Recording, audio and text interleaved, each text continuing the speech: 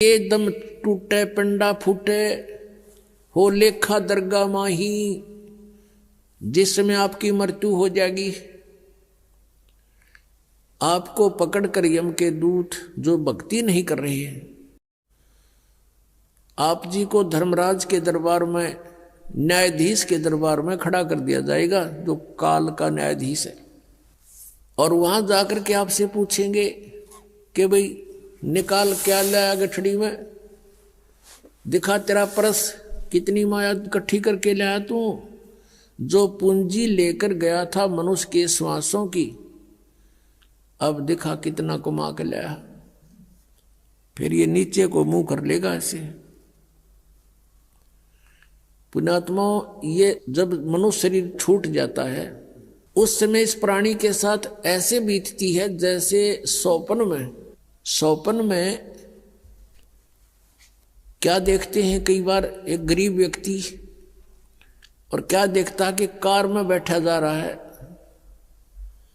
एक बताया था व्यक्ति,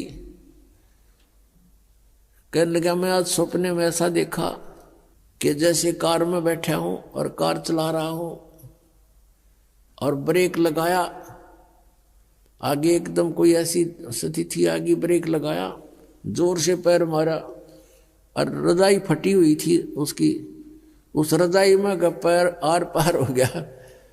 फिर वह आंख खुल गई, यानी निद्रा भंग होगी, देखो होता है वो पैर छोड़ दिया। फिर जब सौपन टूटा तो देखा ना कार और कुछ भी नहीं, और वो सपने में देख रहा खूब जोर से, उसका पेटा है ना भर रहा। तो कहते हैं आज जो सुविधाएं आपके पास हैं, और जिस समय ये आपकी शरीर छूट जाएगा उस समय आपका सपना सा टूटेगा, और यम के दूत बाजू पकड़ रहे होंगे, वो पाँव जरा होगा टूटी हुई रजाई में, और कहेंगे चल बच्चा। अब उसका विश्वास सा नहीं बनता कि बेटा था, मेरी बेटी थी, कार थी, कोठी थी, कहाँ थी, चल अब बताएंगे तरीके थी। यहाँ बताते हैं कि ये सौपन जब टूट जाता है, जब इसका समझ में आवा है कुछ भी ना था, मैं तो वैसे ही दुखी हो रहा था कार में, कदे ब्रेक लाऊं था, कदे गियर बदलूं था, और था कुछ भी को नहीं। तो ये जो आज आप देख रहे हो, जब सपना टूटेगा, आपका मृत्यु होगी, आपको ऐसा लगेगा अरे के था, कौन सा बेटा, कहाँ बेटी, कहाँ कोठी, कुछ भी नहीं था। अब समझ लेना सपने के बाद आपको क्या प्राप्त होता है, याद रह जाती है वो। तो धर्मराज के दरबार में जा करके इसको खड़ा कर दिया जाता है। फिर वो पूछता भाई निकाल, उसको तो मालूम तो होता है ये सारा।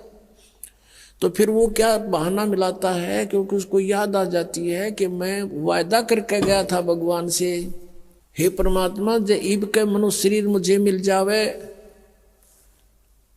तो मैं सदा भगवान याद करूंगा, पेट के लिए थोड़ा बहुत कार्य भी करूंगा, लेकिन ज्यादा समय मालिक तेरी याद में बिताऊंगा। अब मुझे सब याद आ गया है। उस समय उसको पिछले पुण्यों जन्म जन्मांतरों के सारे दुख याद आ जाते हैं, और जब ये मनुष्य शरीर प्राप्त करके वहां से चलता है, इसको बार बार समझाया जाता है कि अब के गलती मत करना। तो ये कहता नहीं जी, पीछे गलती बनी सो बनी, आगे नहीं करूंगा। मां के गर्भ में भी इसको याद रहता है। मां के गर्भ से बाहर आते ही इसके ऊपर तीनों गुणों का ऐसा एकदम प्रभाव बन जाता है, ये सब भूल जाता है, अचेत हो जाती है आत्मा। इसको नए सिरे से पढ़ाई कराई जाती है, ये तेरा चाचा, ये तेरी चाची, ये माता, ये पिता, ये बुआ या माँ, ऐसे, और नए सिरे से इसको पढ़ाया जाता है।